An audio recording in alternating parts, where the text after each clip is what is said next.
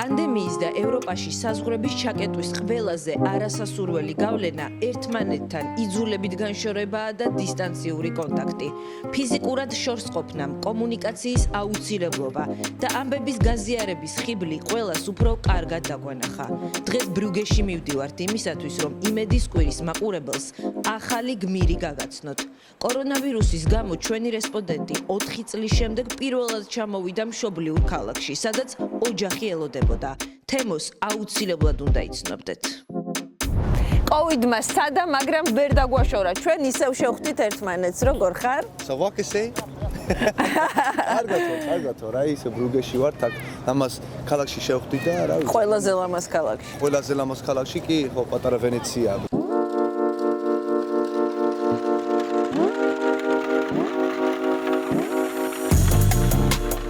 ევროპის მეორე ვენეციიდან თქვენს წინაშია 29 წლის თემო მელიქიძე.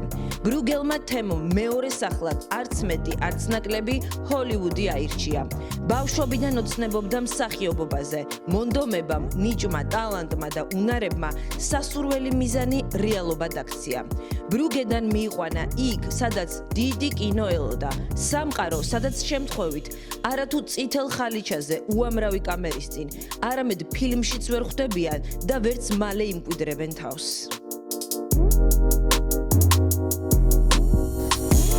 რა ენატრება ბრუგელ თემოს ჰოლივუდში? კრასონები და ფრიტები და შოკოლადიც. არა, რა მენატრება, რა თქმა უნდა, არის მეგობრები, ჩემი მშობლები, ჩემი და, ჩემი ძმა. და თვითონ ბრუგე აქ ავი 1-6 წლის ვიყავი, რაც ჩამოვედით აქა. ჰოლივუდი რა არის ეს ჩემთვის? დიდი შოუ. პატარა რო ვიყავი, მაინც, ანუ სხვა პერსპექტივა მქონდა და ისე უყურებდი ჰოლივუდს, რომ აი კინო და რავი, ვარსკვლავები და ის და ეს, მაგრამ იქ რო ჩახვალდა, რომ შეხედავ სიტუაციას და ტალენტი ერთია, მაგრამ მე შრომა უნდა იცოდე, უნდა გაძლო.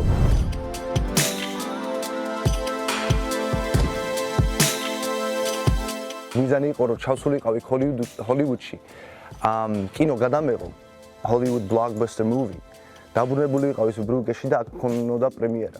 აი მაგას მივახცია 2017-ში აქ ჩამოვედი და მთელ ქალაქმა, მთელ მეგობრებმა, ოჯახმა, ნაცნობებმა შევიკრიბეთ და ისეთი პრემიერა ქონდა მაგ კინოსთვის, რომ აი, რავი, ჩემთვის უკვე ეგ უკვე ის იყო, რა ქვია, აი რაც მინდოდა ბავშვობიდან, აი მაგ ეტაპზე ვიყავი.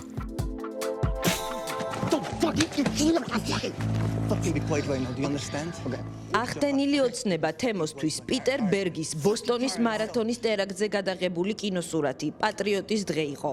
ფილმში ახალგაზრდა მსახიობმა ტერორისტის თემირლანის როლი შეასრულა.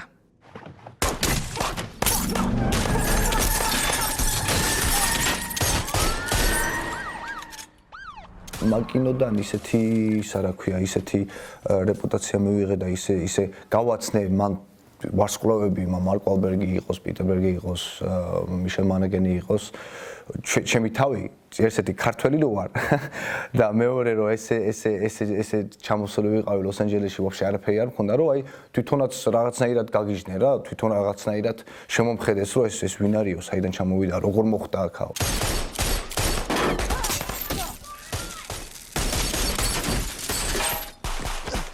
მეც ვიგზენი ლოს-ანჯელესში ჯერ ესეთი რომ აი მაგ ვარსკვლავებში მოხდარი კამერები, არავი აბა newspapers, YouTube-ის კლიპები და ყველაფერი და Facebook-ის ლაიკები და ისინი ისე ადამიანი ადვილად გიждდება რა, ადამიანი ადვილად რაღაცნაირად ფრინავს.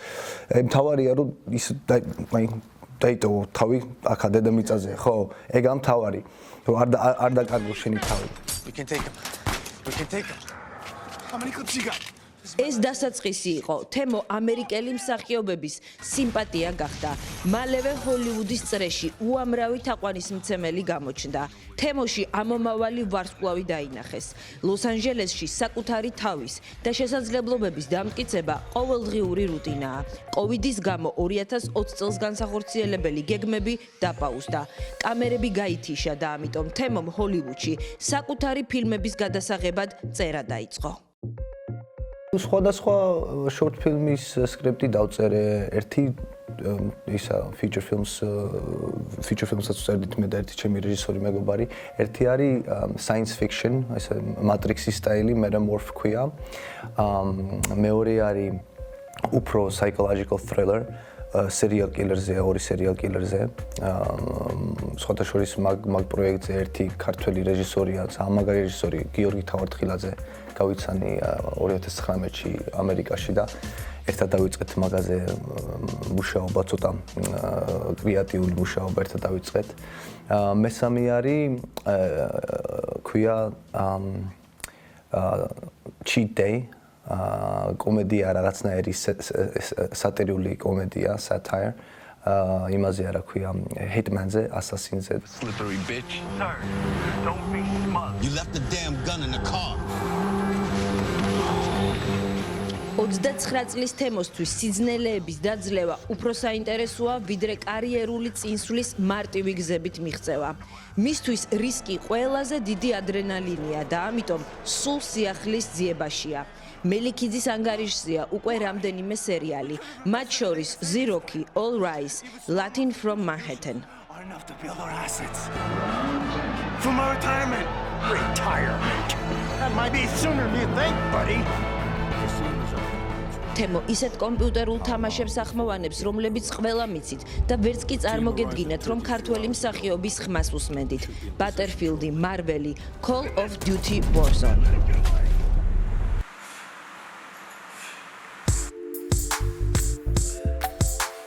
თემომ იმედგაცრუებას დრო სივრცე არ დაუტოვა. პირიქით, ჰოლივუდს სურს დაუმტკიცოს, რომ შეძლებს მუდმივად ყურადღების ცენტრში იყოს, როლსაც დაიმსახურებს და ყველაზე პროფესიონალ პროდიუსერსაც. გარემომ, კინოინდუსტრიამ, ვარსკვლავთ ცვენამ, ამ დრომდე მიღებულმა გამოცდილებამ ბევრი რამ ასწავლა და აპლოდისმენტების მიღების საიდუმლოც იცის. მაგ ოცნებაში ისე უნდა გჯეროდეს შენ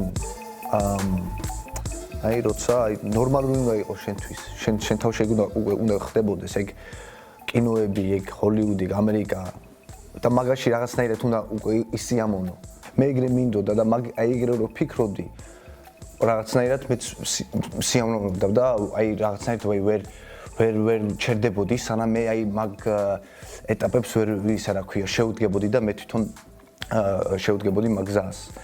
ისე უნდა გჯეროდეს, როგორც რო აი იცი რომ ხვალ დილას გაიღვიძებ, დედა შენსაც ნახავ, მამა შენსაც მეგობრებს, რავი, მაღაზიაში გაივლი, პროდუქტი ყიდი, აი ეგრე უნდა გჯეროდეს. ეგეთი რეალურად უნდა შეხედო შენ თავს. ჰოლივუდში მაღალ საფეხურზე ნაბიჯ ასასვლელად თემო მზადაა, მაგრამ პარალელურად მისი ყველაზე დიდი სურვილია ქართველ რეჟისორებთან მუშაობა და ქართულ მხატვრულ ფილმში მონაწილეობა. პირველ რიგში ჩემთვის თვლი ქართველს, სადაც არ გინდა ვიყო, მე ქართველი ვარ. და მაგით ჩემთვის დიდი პატივი იქნება, რომ მონაწილეო ქართულ კინოში, ქართველებთან ერთად და საქართველოსთვის. ნუ რა თქმა უნდა, თელესოფლიოსთვის, მაგრამ ეგ პირველია. მე არა მაქვს აი რაღაცნაირი როლი, რომ მინდა რომ შევასრულო. მე ისე გრძნობ თავს, რომ აი რასაც წავიკითხავ მე ან რასაც მე მომივას მსახიობის პერსპექტივიდან, აი ის რო იყოს challenge-ი. ქართველი მსახიობი მომავალ კვირას ჰოლივუდში ბრუნდება, განახლებული ძალებით, ახალი ენერგიით და იმ მიზნებით და ამოცანებით, რომლის მიღწევისაც სჯერა. ჩვენი ვარსკვლავი არაერთხელ გამოანათებს და გაბრწყინდება ლოს-ანჯელესში, ფილმების ტიტრებში კი მისი სახელი და გვარის გამოჩენით, თუ მისი ოსკარზე აღმოჩენით, სიამაყის იმ გრძნობას და ემოციებს დაგვიტოვებს, რომელიც ყოველთვის გვემახსოვრება.